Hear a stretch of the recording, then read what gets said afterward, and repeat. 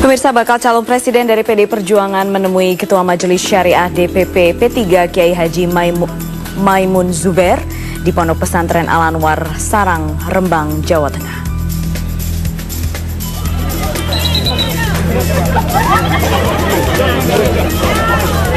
Kedatangan Jokowi ke Pondok Pesantren Al-Anwar disambut warga di sekitar Pondok Pesantren. Jokowi yang ditemani Wasekjen PDI Perjuangan Ahmad Basarah dan Ketua DPP PKB Marwan Jafar melakukan pertemuan tertutup dengan Kiai Haji Maimun Zubair atau akrab disapa Mbah Mun. Sebelumnya, Kiai yang juga Ketua Majelis Syariah DPP P3 ini juga dikunjungi Ketua Umum Partai Gerindra Prabowo Subianto dan Ketua Umum P3 Surya Dharma Ali 20 April lalu. Pondok Pesantren Al-Anwar adalah tujuan kedua Jokowi dalam silaturahmi pada hari ini.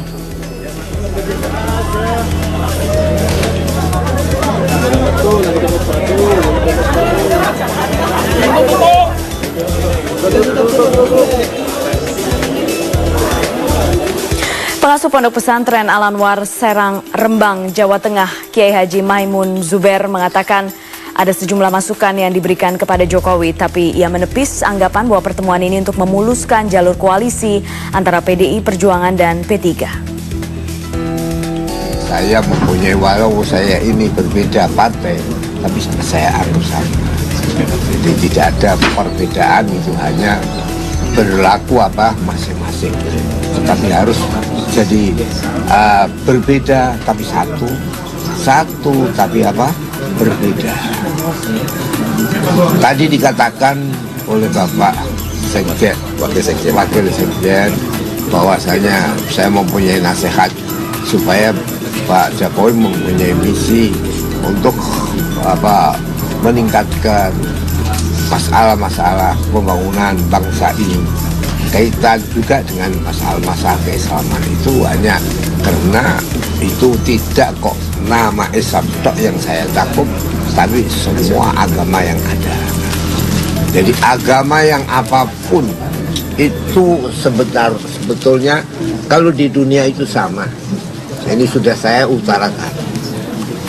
Dalam menjaga jiwa, tidak ada perbedaan. Menjaga akal, menjaga hak milik, menjaga daripada kehormatan manusia, dan yang kelima menjaga keturunan. Jadi harus ada kawin. Jadi kawin bukan secara Islam tok, tapi kawin Hindu, kawin Buddha, kawin ini semuanya ada sah, dan anaknya menjadi anak yang sah kalau sudah dikawin menurut agama masing-masing. Itu Islam itu hanya sebagian besar di Indonesia ini adalah agamanya agama Islam. Jadi aja. Apakah akan koalisi dengan PDI? Oh, itu saya kan tidak saya kan hanya sesepuh saja. Sebelumnya, pemirsa, setelah bertemu dengan pengasuh Pondok Pesantren Giri Kusumo, Kiai Haji Munif Zuhri di Demak, Jawa Tengah, Capres PDI Perjuangan Joko Widodo mengatakan ada sejumlah hal yang mereka bicarakan. Salah satunya masukan kriteria seputar bakal calon wakil presiden yang akan mendampingi Jokowi. Saran dari Kiai baik mengenai keumatan, mengenai bangsa dan negara, dan juga mengenai calon wakil presiden. Banyak yang kami tangkap, ada yang misalnya yang kuat penegakan hukumnya misalnya, tapi memang tidak menyebut nama-nama, dan itu kan kita serahkan semuanya nanti ada mekanisme di partai, dan terakhir biasanya nanti diberikan ke saya untuk dipilih. Pemirsa, 2 hari ini Joko Widodo sowan ke sejumlah ulama di Yogyakarta, Jawa Tengah, dan juga Jawa Timur yang merupakan basis massa Ormas Islam Muhammadiyah dan juga Nahdlatul Ulama. Meski tidak terlibat langsung dalam politik, tidak dipungkiri suara para ulama besar sangat mempengaruhi keputusan politik partai berbasis massa Islam, PKB, PAN, dan juga P3. Seberapa besar efek silaturahmi Joko Widodo, kita membahasnya malam hari ini. Ada pengamat politik Burhanuddin Muhtadi. Mas Burhan, terima kasih sudah datang di Metro This Week. Dan juga ada Sekjen Partai Persatuan Pembangunan Romahur Muzi, Mas Romi. terima kasih sudah hadir di Metro This Week. Pertemuan dengan Mbah Mun tadi itu biasa saja karena memang sebelumnya ada pertemuan dengan Prabowo, atau ini ada yang berbeda? Saya kira sebagai sebuah silaturahmi, apa yang dilakukan oleh Pak Jokowi pada hari ini kepada Mbah Mun tidak berbeda dengan apa yang dilakukan oleh Pak Prabowo di beberapa pekan sebelumnya, begitu. Dan saya kira ini adalah hal yang baik karena memang kalau kita berbicara dalam kacamata senior dan junior, kira-kira begitu, mereka adalah para orang tua kita, para guru kita, para ulama kita yang memang perlu didengar masukannya ketika dua-dua ini. Saya kira pada sore tadi salah satu lembaga survei juga sudah meluncurkan hasilnya, menunjukkan bahwa dua nama inilah antara Prabowo dan Jokowi inilah yang kemudian nanti akan mengkerucut sebagai calon atau bakal calon presiden kita yang akan datang. Sehingga kepada dua nama ini pesan-pesan para ulama ini memang harus sampai begitu. Dan salah satu yang memang kemudian menjadikan ini istimewa hanya karena memang waktunya semakin dekat dengan pendaftaran calon presiden tanggal 18 sampai 20 Mei. Padahal kalau dihitung dari silaturahminya berkali-kali begitu. Tetapi kemudian menjadi lebih istimewa karena ini menjelang pendaftaran calon presiden. Dan yang kedua, saya kira ini merupakan satu hal yang juga ditunggu-tunggu.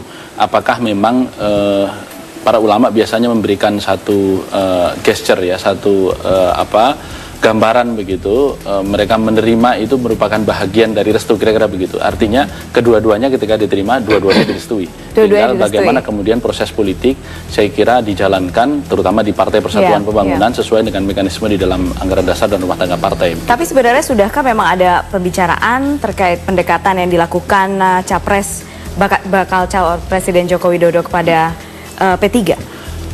Kalau kita membicarakan berbasis kepada pasca Mukernas ketiga kita tanggal 24 April yang lalu diakhiri, maka setelah itu P3 berada di kilometer 0 dan kita membangun komunikasi baik kepada Prabowo Subianto maupun kepada Joko Widodo. Dan kita bahkan membangun komunikasi kepada calon-calon presiden yang lain seperti Pak Ical yang sudah mendeklarasikan dirinya juga. Tetapi pada akhirnya kan mekanisme ini akan kita kerucutkan kepada satu nama. Dan hari-hari ini kita terus melakukan pengkerucutan dengan pertama melakukan survei kepada sejumlah struktur partai yang bersifat internal, semua Dewan Pimpinan Cabang dan semua ulama Il-Ka'bah. Kemudian yang kedua juga kita membaca kecenderungan masyarakat secara nasional.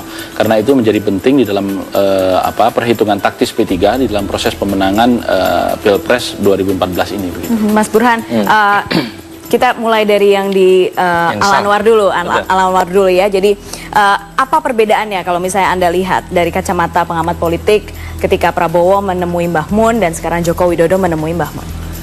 Ya, kalau dilihat dari gesturnya, menurut saya Jokowi memiliki kekuatan di sana.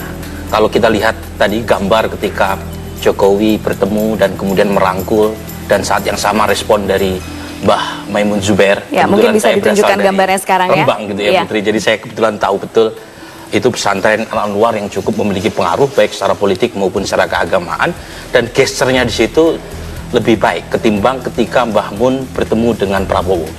Kelemahan Jokowi itu terutama komunikasi politik kalau lebih dari 3 menit itu kelihatan auranya berkurang. Tapi kalau dia memainkan komunikasi secara simbolik, justru di situ kekuatan dari Jokowi. Dan hari ini dapat ya?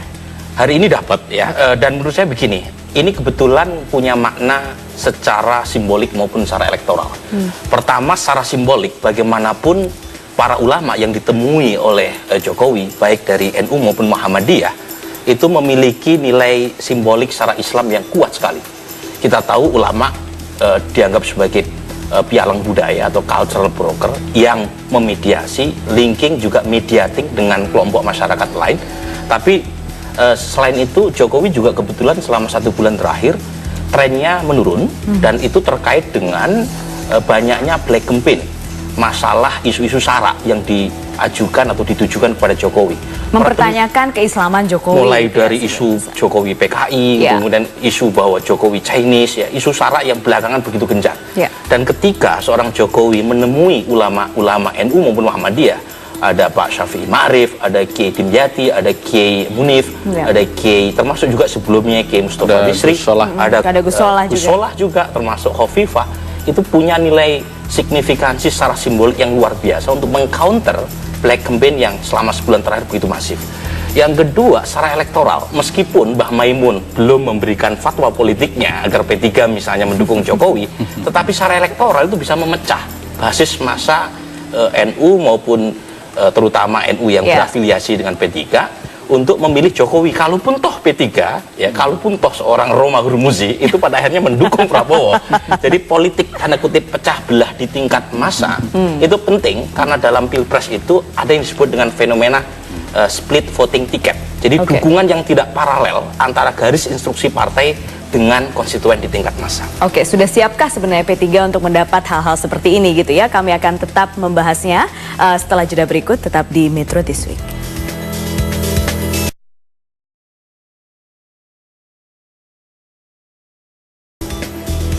Pemirsa, akhir pekan dimanfaatkan Joko Widodo, bakal calon presiden PD Perjuangan, untuk bersilaturahmi ke sejumlah pesantren di Yogyakarta, Jawa Tengah, dan Jawa Timur. Jokowi menemui sejumlah ulama dan kiai, meminta doa restu dan dukungan pada pemilihan presiden nanti. Bagaimana parpol lain melihat gerakan bakal calon presiden dari PD Perjuangan dan Nasdem ini? Kita punya informasinya. Komunikasi politik terus aktif dilakukan Capres PDI Perjuangan dan Nasdem Joko Widodo jelang pemilihan presiden mendatang. Menurut Wasekjen PDIP Hasto Kristianto, perubahan strategi politik tengah dilakukan PDI Perjuangan setelah berdiskusi dengan Partai Nasdem Jumat silam. Sekarang perubahan rakyat tadi ketika Pak Jokowi datang di tengah-tengah rakyat, nah tinggal bagaimana suatu harapan yang cukup besar dari rakyat tersebut kemudian menjadi satu kekuatan yang terkonsolidir. Saya pikir inilah yang menjawab mengapa ada kelihatan bahwa tren dari Pak Jokowi menurun, karena memang strategi yang kami terapkan selama ini adalah strategi politik santun. Saat itu kami kurang percaya dengan strategi menyerang. Tidak hanya positif, langkah Jokowi ini juga menimbulkan tanggapan negatif dari partai lain. Kader Partai Demokrat Ramadan Pohan menuding silaturahmi Jokowi hanyalah ajang pamer semata.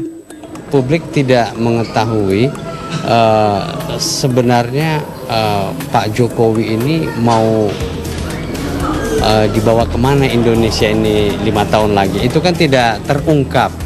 Sapari-sapari politiknya juga tidak mencerminkan hal tersebut. Masih soal bagi-bagi kekuasaan, masih soal-soal nanti siapa mau jadi cawapres.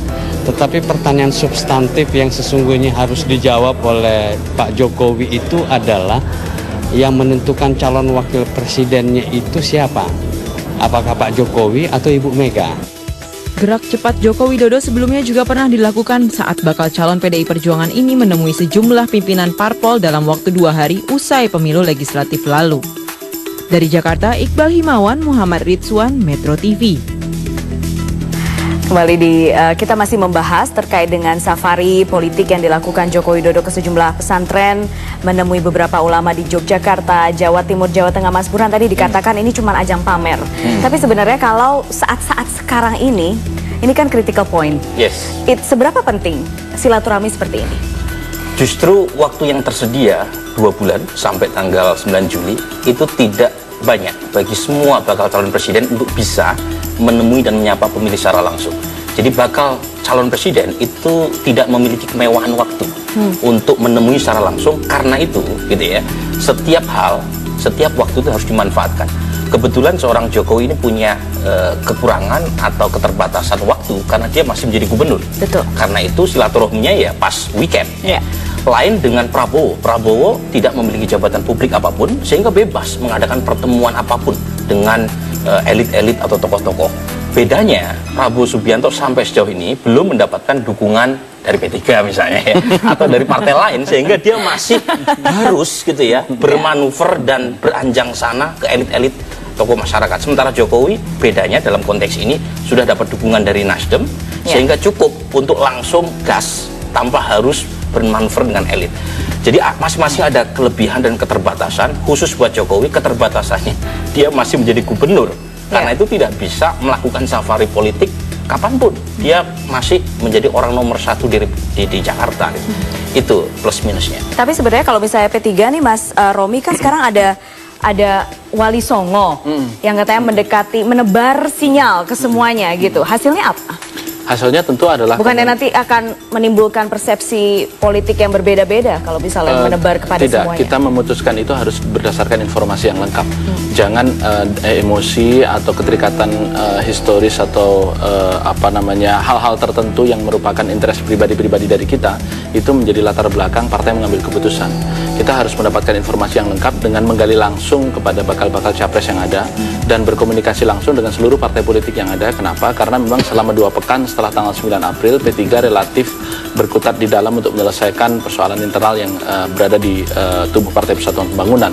Karena itu memang sejak tanggal 24 April, P3 mengambil posisi proaktif untuk beranjang sana dan menugaskan seluruh anggota Majelis Musyawarah Partai yang berjumlah 9 orang ini untuk roadshow ke seluruh bakal capres yang ada, baik terpublikasikan maupun tidak terpublikasikan. Dan kami sudah menemui sejumlah bakal capres maupun partai-partai politik yang lain untuk mendapatkan kepastian dan gambaran kira-kira mau kemana. Kemudian yang kedua adalah titipan dari kita tentang 6 prinsip perjuangan partai dan 5 khidmat partai yang memang harus kita sampaikan kalau kita kemudian menjadi bagian dari koalisi pengusungan, atau katakanlah kalau dalam bahasa PDI Perjuangan itu kerjasama politik.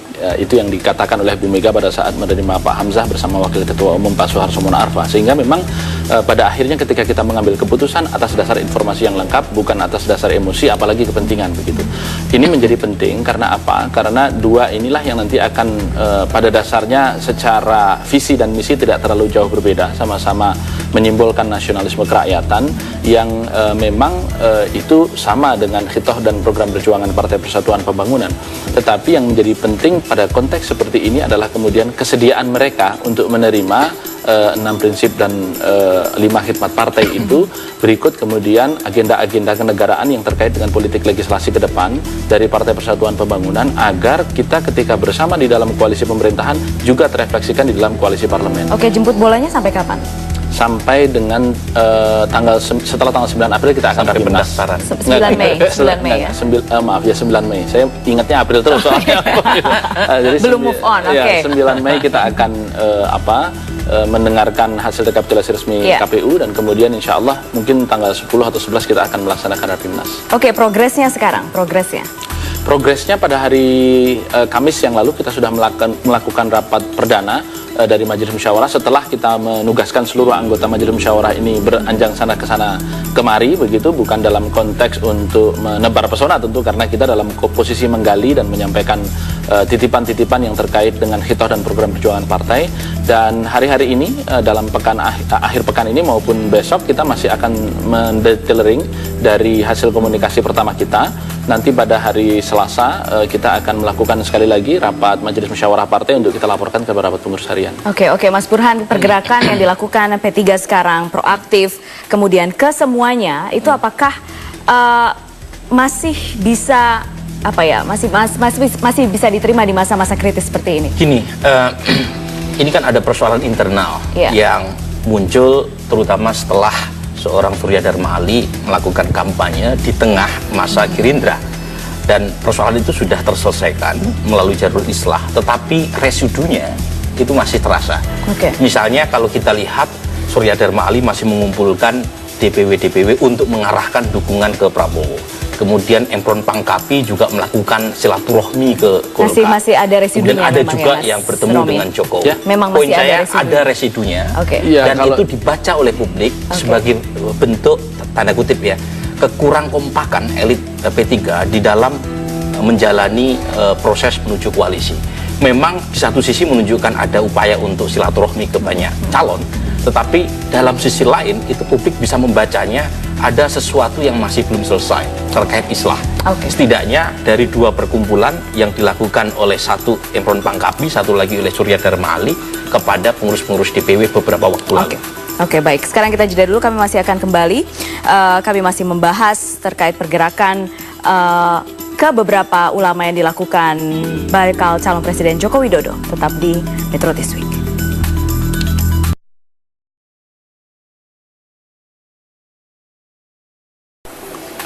Kembali di Metro This Week, pemirsa, saya masih dengan 2 narasumber saya, Mas Burhanuddin Muhtadi dan juga Mas Romahur Muzi.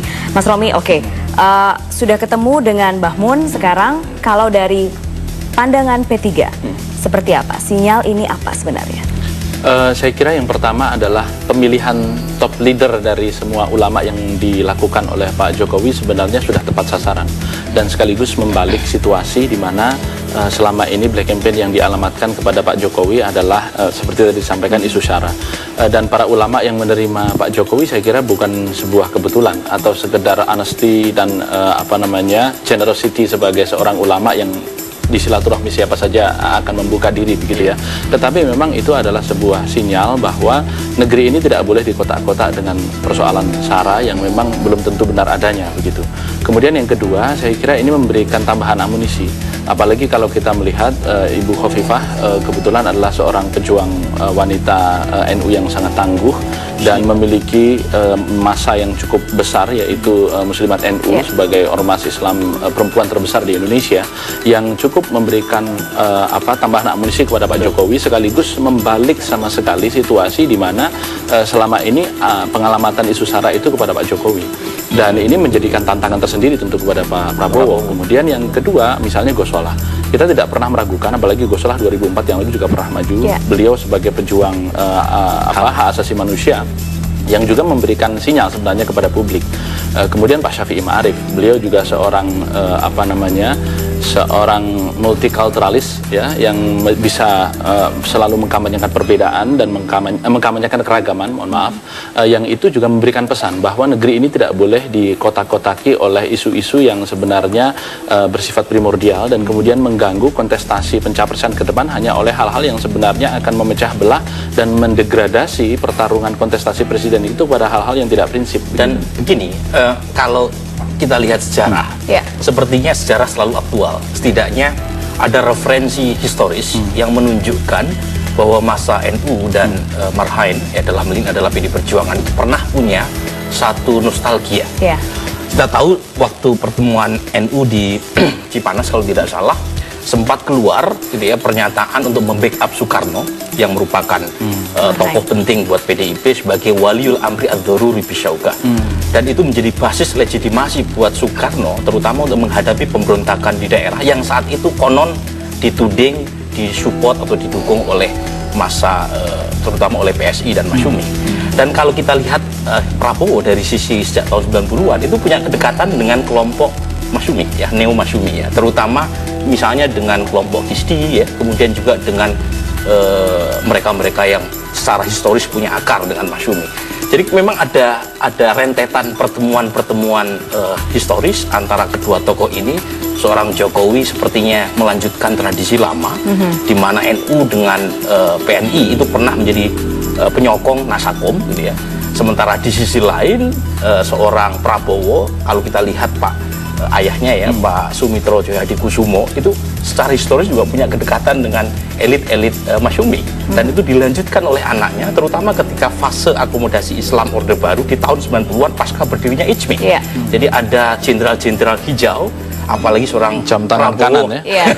seorang Prabowo saat itu kan banyak dikelilingi oleh jenderal yang punya latar belakang PI ya. Ada Kiflan Zen, jadi Jokowi ada berusaha Syafri, meneruskan ada legacy gitu. Ya, saya tidak ingin mengatakan meneruskan, tapi itu selalu sebenarnya ada pengulangan sejarah. Karena yang sejarah itu cokro manggili kan sebenarnya. Jadi dia berulang saja begitu. Nah, misalnya tambak beras kalau kita lihat Kiai Wahab Hasbullah sejak pertemuan dengan host Cokro Aminoto itu pertama kali Kiai Wahab sangat kagum sekali sama seorang Soekarno gitu ya. Lagi-lagi tidak apple to apple membandingkan Soekarno dengan Jokowi. Soekarno seorang propagandis ya, sementara seorang Jokowi bicara 3 menit ke atas itu sudah kurang bagus ini ya, komunikasi politiknya beda gitu ya. Tapi kalau Anda lihat Prabowo lebih punya sosok dari sisi retorika politik yang membakar gitu ya. Meskipun Prabowo kelemahannya adalah dari sisi terutama aspek connectivity dengan masyarakat luas yang dianggap di situ menjadi keunggulan seorang Jokowi. Mas Romi, tadi Anda sudah mendengarkan dari Mas Burhan bahwa gesturnya Mbah Mun ketika menerima Jokowi lebih baik dari gestur ketika menerima Prabowo. Akankah ini juga mempengaruhi posisi P3? Saya kira kalau kita berbicara mempengaruhi pasti berpengaruh. Bahkan ketika kita terjadi perbedaan pendapat yang sangat tajam saja dengan hanya mengeluarkan fatwa saja, Mbah Mun kita semua taat ke sana. Dan ini tentu akan kita lakukan updating. Saya terus terang sejak tadi siang sampai ini tadi saya belum bersambung dengan Mbah Mun. Tentu saya akan berkomunikasi langsung kepada beliau untuk menerima arahan-arahan beliau yang terakhir terkait dengan koalisi pilpres ini seperti apa. Tetapi Putri, saya kira yang perlu juga saya sampaikan adalah bahwa pilihan presiden ini akan menentukan nasib Indonesia 5 tahun ke depan. Tentu P3 tidak ingin bermain-main dengan ini, dan kita akan mencoba memilihnya setelah kita mendapatkan informasi yang lengkap. Kalau di dalam ilmu hadis itu disebut jarh wa ta'dil, artinya kita mengetahui betul siapa sebenarnya Jokowi, kita mengetahui betul siapa sebenarnya Prabowo Subianto, meskipun pada saat kita menyampaikan ini ada juga yang mengkritik kenapa tidak menghitung poros yang lain begitu. Saya kira sudah akan semakin terlambat menghitung poros yang lain karena memang pengkerucutan kepada kedua nama itu. Oke, baik. Terima kasih Mas Burhanuddin Muhtadi sudah bersama kami, Mas Romahur Muzi. Terima kasih.